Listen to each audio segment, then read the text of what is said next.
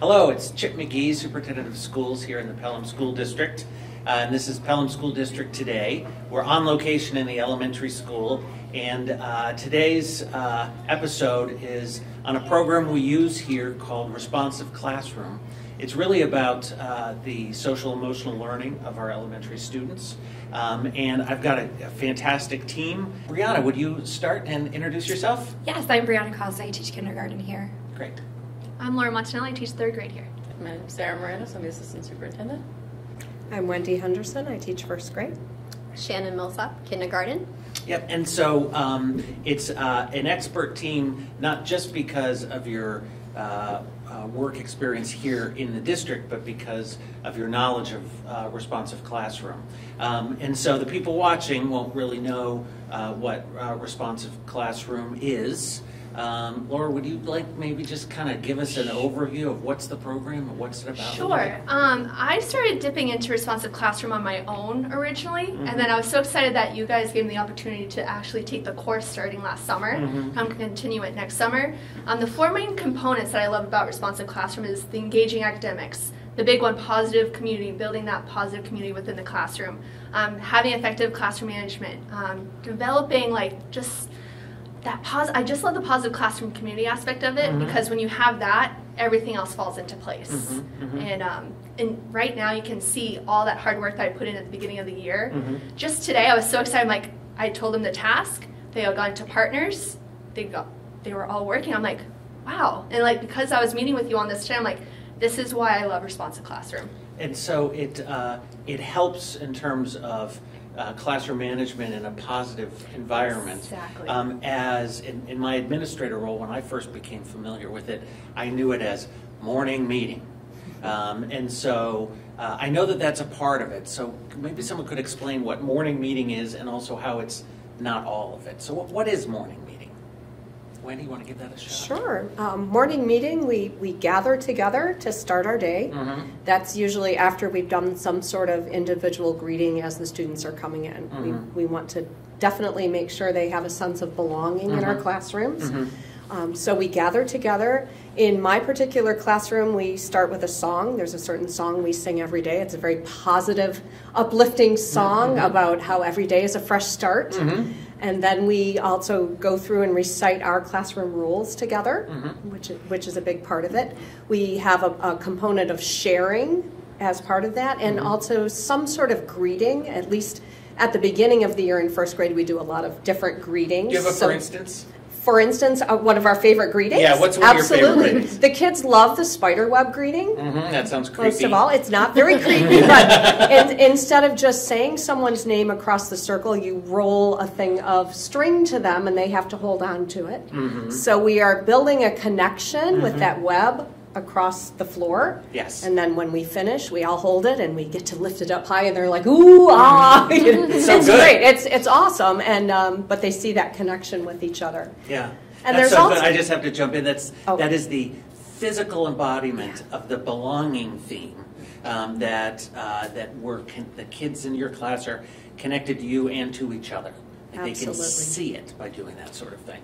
Anyway. And then there's usually some sort of academic task that we do as part of morning meeting as well. I like to bring it right into what we're doing with our Wonders reading program as part of our morning meeting. So we're usually reviewing some of we call them Wonders words now, but our high frequency words. Yeah, so yeah. some sort of academic task is usually a part of it as well. So one of the things that I've had a critique about any program like this, not just Responsive Classroom, but any social emotional learning program, is that, it's all just touchy-feely, loosey-goosey, and letting the kids do whatever they want. And I'm not a fully trained Responsive Classroom teacher, but I've been to, the one day, so I know, and I've seen your classrooms and lots of classrooms. Could you just explain how it's not loosey-goosey? I don't know. Sure. It's responding to misbehavior and really setting up strong foundations in the rules and using positive teacher language. So in no way are we punishing kids because we're teaching behavior. We're teaching proactive behavior skills, and with Responsive Classroom there are consequences for misbehavior. And in no way is it loosey-goosey. You're responsible for your actions, and there are consequences if you have a misbehavior. Yeah. There's a lot of reminding language that we use, saying, we walk in the hallway. We walk in the hallway. What does that look like and sound like? We walk because it's safe. So we give students a lot of reminders, use that language, but when there is misbehavior, we respond. Yeah. Firmly. Well, I remember... We can be kind and firm. Both are possible. Both are possible, yes. Yes. So they might need a break. They might need to try and fix something, break it, repair it. So those logical consequences. Yeah, that's the part that stuck with me as an administrator, is that logical consequences is the right approach, and in fact it's something that as I have a K-12 responsibility, you try and use that language at high school too, because logical consequences are what happens when there's a behavior that doesn't line up with what the community has set out. So Brianna, you went through a training this summer. Talk about the training that you went through and what you're able to do for the district now. So I went through the 4-day, I actually did it remotely, and the 4-day course basically goes through every snippet of responsive classroom. Starts with morning meeting, it goes through energizers, the closing meeting, creating your rules, the first 6 weeks of school. But the nice thing is it breaks it down for you, and there is also an advanced part to it for the second portion of it. So with those two things, Laura and I have both gone through those. Once we complete the advanced course, we can become trainers and put in for that and actually do training for the school, which is nice. We did a response. So you two can become become the people who do the training. We can, yes. And we have already done a training during the full day workshop with Shannon. So we're able to just kind of pass along that knowledge. So I'm kind of focusing on like the early ed, K through 2, and Laura's focusing on 3 through 5, which is nice. So this is, it's something that I'm just was so pleased to know that there were all these pieces already here, and I feel like they're back to life, and they're the connections, like the spiderweb greeting, those connections are being made again. I guess what I'd like to know is if there's something that a parent who happens to be watching this, or a grandparent or community member, could do that would be helpful for, we could call it for responsive classroom, but just for the culture of learning in our schools that could happen at home or at the grocery store or in the car ride to drop off in the morning. Is there anything that comes to mind that might be Kind, positive language, Yeah. consistency, routine. Give me a for instance of the kind, positive language, because I am sure we're all trying. I know that with my daughter, I'm often trying, and sometimes the wrong language comes out. So what might be a for instance? So instead of things that you're doing wrong, if you are, throwing something or not getting your clothes on when you should be putting your shoes on. That's a big thing at my house. Just saying, okay, so I see that you are sitting on the floor. What should we be doing right now?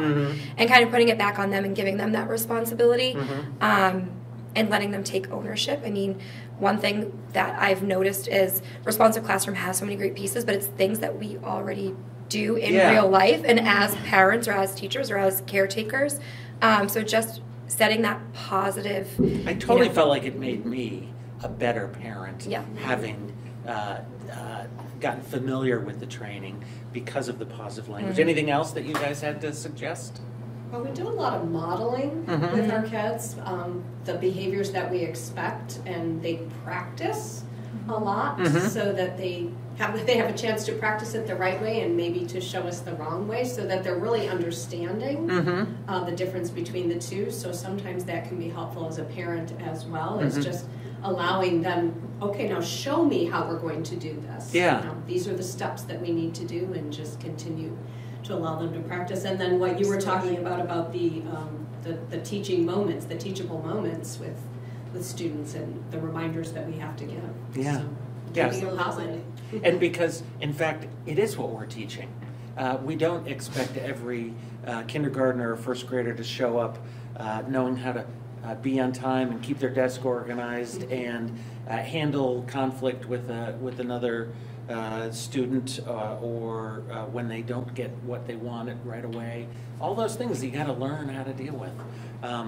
So I just really appreciate getting to talk with you about this, because I think it's one of the initiatives we've rejuvenated this year that is exactly what our kids and staff needed after COVID and coming back together.